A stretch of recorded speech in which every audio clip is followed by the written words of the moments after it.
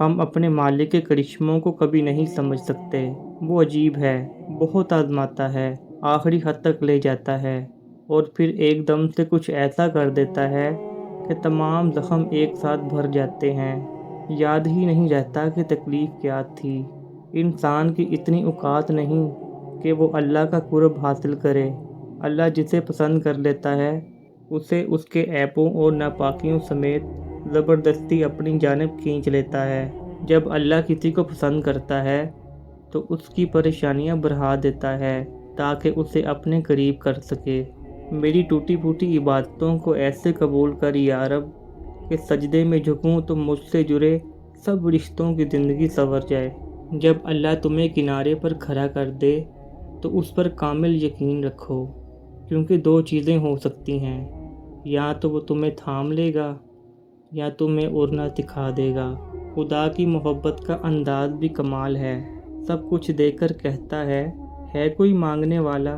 اگر آزمائشوں سے دل گھبرانے لگے اور خوشی کا ہر در خود پر بند محسوس ہو اور ایسا لگتا ہو کہ تم مسلسل کسی صحرا میں انتہا سفر کر رہے ہو، کبھی پچھتاوے اور کبھی احساس جرم تمہیں گھیر لیتے ہوں، اور اگر تمہارا دل انہی وسوسوں میں ڈوبا ہے تو سنو، ہمارے نبی کریم صلی اللہ علیہ وآلہ وسلم نے ہمیں دو چیزوں سے آزاد کر دیا تھا، ماضی کے غم اور مستقبل کے خوف سے۔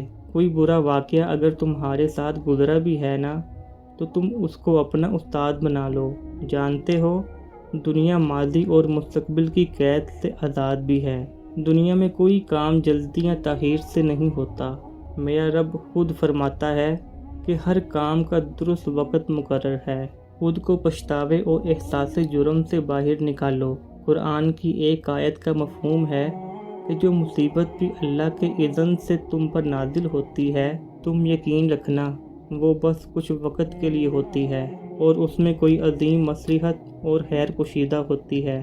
اللہ فرماتا ہے کہ میں اپنے بندوں کا خیر خواہ ہوں، بلا وجہ انہیں مصائب میں مبتلا نہیں کرتا۔ جب تم زندگی کے اتار چڑھاؤ سے گزر رہے ہو اور صبر کرنا مشکل ہو رہا ہے تو بس اتنا یاد رکھنا کہ وہ نصیب لکھنے والی ذات ہے اور کوئی دوسرا سرے سے یہ اختیار یا یہ اتھارٹی نہیں رکھتا کہ تمہاری اچھی یا بری تقدیر بنا سکے۔ کسی کا کوئی پریشر لیے بغیر یہ بات یاد رکھنا کہ تمہاری زندگی کے تمام تر اختیارات تنہا اس اللہ کے ہاتھ میں ہیں۔ تم خود کو ہرگز اس طرح غمگین نہ کرو۔ جانتے ہو اچھوں کے ساتھ اللہ کبھی برا نہیں کرتا، بس اچھوں پر امتحان زیادہ ہوتے ہیں، اور جن کے امتحان زیادہ ہوں ان کے درجات بھی بڑے بلند ہوتے ہیں۔ جانتے ہو تمہاری آزمائش ختم ہونے کی ایک بڑی نشانی کیا ہے؟ جب تمہارے غم تمہیں غفلت میں ڈالنے کی بجائے تمہیں بیدار کر دیں، کیونکہ بیدار کر دینے والا غم غافل کر دینے والی خوشی سے بہتر ہے۔ واصف علی واصف کیا خوب فرماتے ہیں، غم ذاتی بھی ہو تو اس کی تاثیر کائناتی ہوتی ہے۔ غم کمزور انسان کو کھا جاتا ہے اور طاقتور کو آدمی بنا جاتا ہے۔ یاد رکھو تمہارے غم اللہ کے سوا کوئی جان نہیں سکتا، کیونکہ وہ رب تو وہ ہے جو تمہیں تم سے زیادہ جانتا ہے۔